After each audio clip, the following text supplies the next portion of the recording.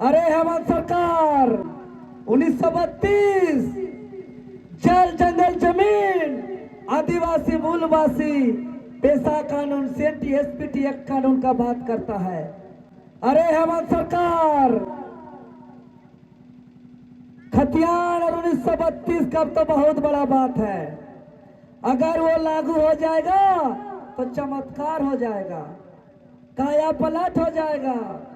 लेकिन यह हेमंत सोरेन की सरकार खतियान का बात करके 1932 का बात करके झारखंड का विज्ञापन में झारखंड का शब्द को गायब कर दिया। क्या कहे सर, झारखंड शब्द को गायब कर दिया और 72 विधायक लिख के देने के बावजूद आज कानून कहे नहीं बना। इस बात को थोड़ा समझिए, टेक्निकल बात को। झारखंडियों की सरकार आदिवासी मूलवासी की सरकार कहता है, लेकिन एक कानून क्यों आखिर नहीं बना? कहाँ टेक्निकल दाव पेच है, इसको जानना जरूरी है। थोड़ा सा इंपॉर्टेंट है तो हम बता ही देते हैं। सरकार विधानसभा में वह पॉलिसी टाइप बनाए, वह नीति कानून टाइप बनाए जे ऊपर एक कमिटी আছে, ওই কমিটিটা ওকে दिशा निर्देश दिवे। तो कमिटीটার नाम बटे लीगल एडवाइजरी कमिटी। सरकार का जो एक कमिटी है लीगल एडवाइजरी कमिटी, जो सरकारी वकील का कमिटी है, और ये कमिटी में जो लोग रहते हैं ये सरकार अपने अनुशंसा में बनाता है। और ये कमिटी में सरकारी वकील का 32 सदस्य रहते हैं। तो 32 सदस्य लीगल एडवाइजरी कमिटी, जो सरकारी वकील जो होते हैं उसमें से एक महाधिवक्ता, और महाधिवक्ता के अलावे और 31 होते हैं, टोटल 32, उसमें से एक महाधिवक्ता। तो ये जो 32 एडवाइजरी कमिटी है, ये 32 एडवाइजरी कमिटी जो सरकार को मार्गदर्शन करता है, वही सरकार पॉलिसी बनाता है, वही सरकार कानून बनाता है।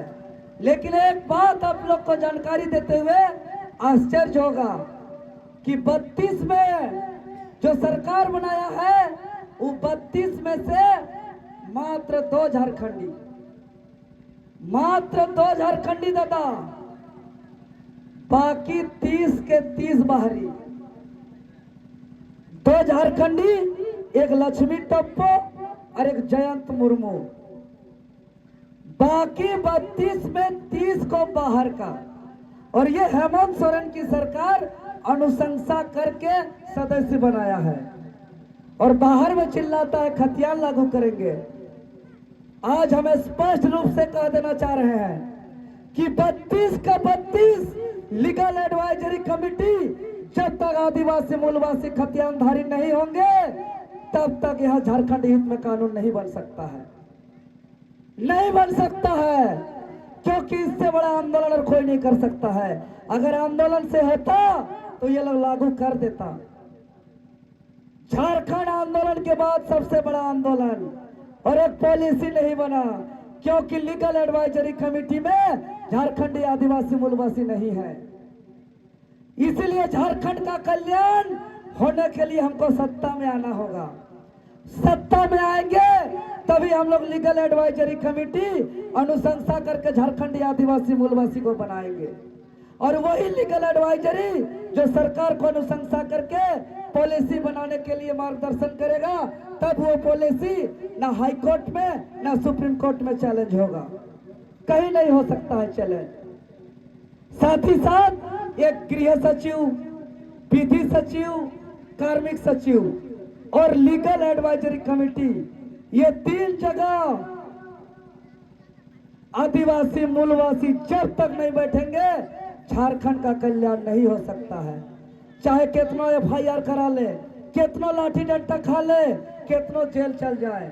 इसीलिए हम लोग निर्णय लिए हैं पॉलिटिक्स में आने का। और कहा भी जाता है राजनीतिक सत्ता एक ऐसा चाबी है जिससे सारे समस्या का दरवाजा खोल सकते हैं। और जिस दिन टाइगर जयराम दा का नेतृत्व में झारखंडी भाषा खतियान संघर्ष समिति का सरकार बनेगा, उस दिन झारखंड गठन का उद्देश्य पूरा होगा।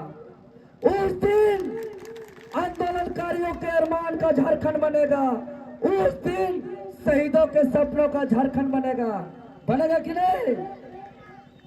इन लोग को क्या लगता है झारखंड अलग राज्य लड़के खाली एमएलए एमपी बनने के लिए झारखंड अलग राज्य हुआ है? का है दादा लोग? खाली एमएलए एमपी बनने के लिए हुआ है का? सिर्फ एमएलए एमपी बनने के लिए झारखंड अलग राज्य नहीं हुआ है।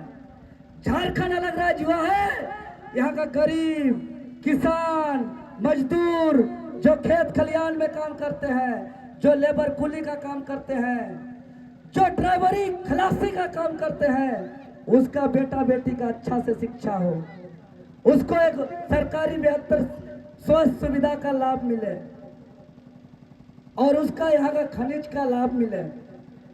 दादा लोग, आप लोग से हम एक बात पूछना चाहते हैं, भारत का कुल आबादी का कितना प्रतिशत झारखंड में है? 2.5%। दादा लोग, भारत का कुल जनसंख्या का झारखंड में 2.5% है, 2.5%। और भारत का कुल खनिज संपदा का झारखंड में कितना प्रतिशत है? 40% है। आप बताइए, भारत का कुल जनसंख्या का 2.5% झारखंड में और भारत का कुल खनिज संपदा का 40%। मतलब अगर 40 को हम लोग 2.5 से भाग देंगे तो आएगा लगभग 16 आएगा। अर्थात देश का कितना बड़ा विकसित राज्य हो, चाहे महाराष्ट्र हो, चाहे दिल्ली हो, चाहे केरल हो, कोई भी देश का कोई भी 16 आदमी को उठा लीजिए और उस 16 आदमी के पास जितना धन संपत्ति रहेगा, झारखंडी एक आदमी के पास उतना होना चाहिए। ये झारखंडी के पास उतना होना चाहिए धन संपत्ति जितना अन्य राज्य का 16 आदमी के पास जितना है, चाहे कोई राज्य से उठाइए। लेकिन ऐसा है क्या? तो आज ऐसा नहीं है, तो इसका जिम्मेवार कौन है? यहाँ के सत्ता में बैठने वाले तमाम राजनीतिक दल के नेता लोग, चाहे जेएमएम हो, आजसू हो, भाजपा हो या कांग्रेस हो। इसलिए हम अंतिम बात यही कहते हुए अपना बात रखेंगे कि आप लोग जन्मजात बहुत अमीर पैदा हुए हैं और ये प्रकृति का गोद ने दिया है। प्रकृति का गोद जन्मजात बहुत अमीर पैदा कर दिया है। बस हमें अपना प्रकृति का गोद से मिला हुआ धन संपत्ति को हमको बचाना है। इसीलिए 2024 का जो वोट होगा, 2024 का वोट चाहे विधानसभा का हो या लोकसभा का हो, इस बार वोट दूसरा के लिए नहीं, अपना के लिए। तो ये दूसरा के लिए और अपना के लिए ये क्या है भाई? ताकि लोग, आप लोग अभी धान काटने का समय है तो अपना खेत धान काटने जाए तो हास्य भूति मिलेगी? नहीं मिले ना। और दादा लोग, अगर हम लोग अपना खेत हॉल जोतने जाते हैं तो आके भूति मिलता है क्या? अपना खेत जोतने से भूति नहीं मिलता है, अपना खेत धान काटने जाने से भूति नहीं मिलता है, लेकिन फसल मिलता है। फसल मिलता है ना। तो उसी प्रकार जो नेता लोग पैसा बूथ खर्चा दे रहा है या पैसा लेकर के वोट दे रहे हैं, तो ये अपने लिए दे रहे हैं क्या? क्योंकि अगर अपने लिए दे रहे हैं तो उसी प्रकार उसमें कुछ नहीं मिलेगा जिस प्रकार अपना खेत जोतने जाने से नहीं मिलता है और अपना धान काटने जाने से भूति नहीं मिलता है, लेकिन फसल मिलता है। उसी प्रकार अगर दूसरों को मजदूरी करना है तो आपको भूति मिलेगा, मजदूरी मिलेगा। तो उसी प्रकार अगर आप पैसा लेकर के दारू मुर्गा या कुछ ले करके आप वोट दे रहे हैं तो वो आपका अपना वोट नहीं है, वो आपका मजदूरी का वोट है। मजदूरी तो मिला लेकिन फसल नहीं मिलेगा। और वोट देने का फसल है कि आपके राज्य में आपके हित में कानून बनना, आपके हित में नीति बनना, खतियान आधारित स्थानीय नीति बनना, नियोजन नीति बनना, विस्थापन नीति बनना, खनिज मुनाफा बंटवारा का नीति बनना, ये आपका फसल है। इसीलिए हम हाथ जोड़ के ईसागढ़ विधानसभा के, रांची लोकसभा के तमाम मतदाता जो उपस्थित है या नहीं है, उससे मेरा निवेदन होगा कि ये वोट का अधिकार हमको ऐसे ही नहीं मिला है, ये लंबे संघर्ष से मिला है। और ये इसलिए मिला है कि अब राजा का बेटा राजा नहीं होगा, अब राजा का बेटा राजा नहीं होगा, अब जनता के बीच का राजा होगा।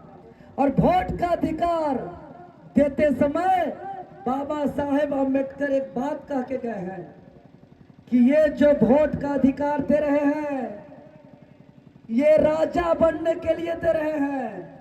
अपने दीवार में जाके लिख दो कि मैं इस देश का राजा हूं, मैं इस राज का राजा हूं। ये वोट का अधिकार दलाल बनने के लिए नहीं है, ये वोट का अधिकार राजा बनने के लिए है। इसीलिए 2024 राजा बनने के लिए दीजिएगा ना। इसीलिए 2024 का चुनाव ना किसी से डरेंगे, ना कोई लोभ लालच में फंसेंगे। जिस प्रकार आंदोलन में हम लोग एकजुटता दिखाए हैं, उसी प्रकार हम लोग चुनाव में भी दिखाएंगे।